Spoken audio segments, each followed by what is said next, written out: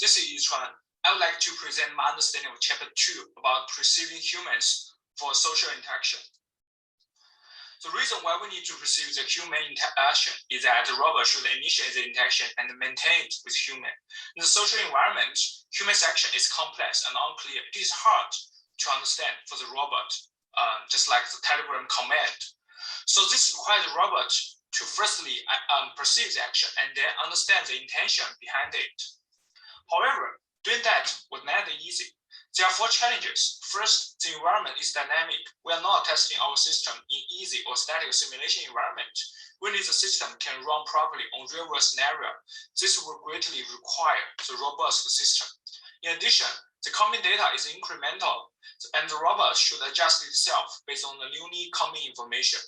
Thirdly, since we are in a real world and interact with humans, this requires the robot to make the interaction in the real time.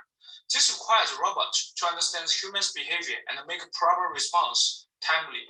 Lastly, we cannot assume the robot is only interacting with one person, so we should also consider the multi-party interactions. I will mainly focus on the last 2 challenges in the future slides.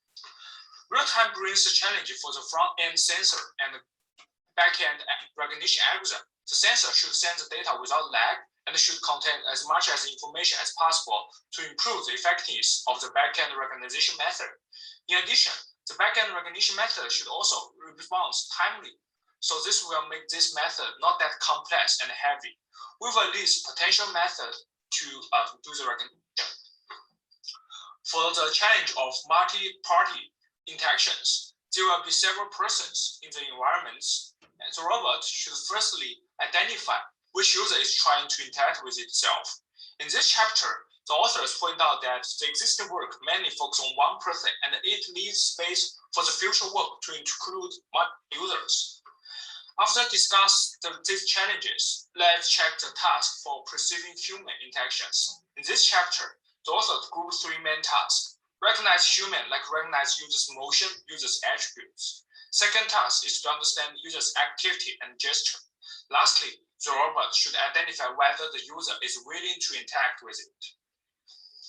Under the human recognitions, the robot can recognize human gestures through static vantage points, people's motion. So this was based on people's attention, position, and the angle between people's body. Human attributes is like the age, gender, and something else. Last but not least, the robot can also identify the gaze direction of the human.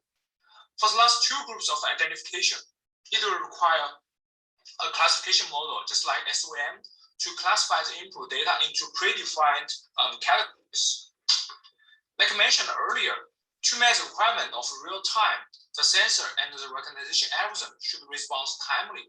In the relevant works, researchers consider utilizing the camera and the laser range fingers.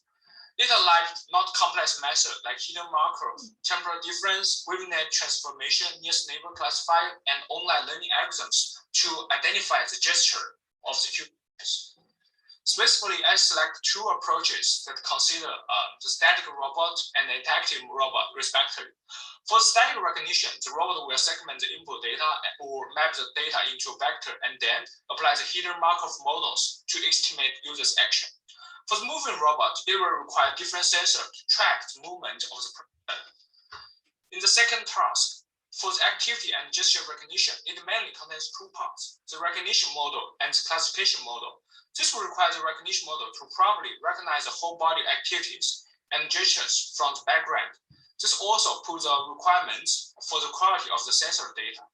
Along this approach, the interest work was to fuse the information from different inputs, like fuse the information from different modality, like vision and text. And also it can fuse the information from different mode of cameras, like the laser or RGB camera.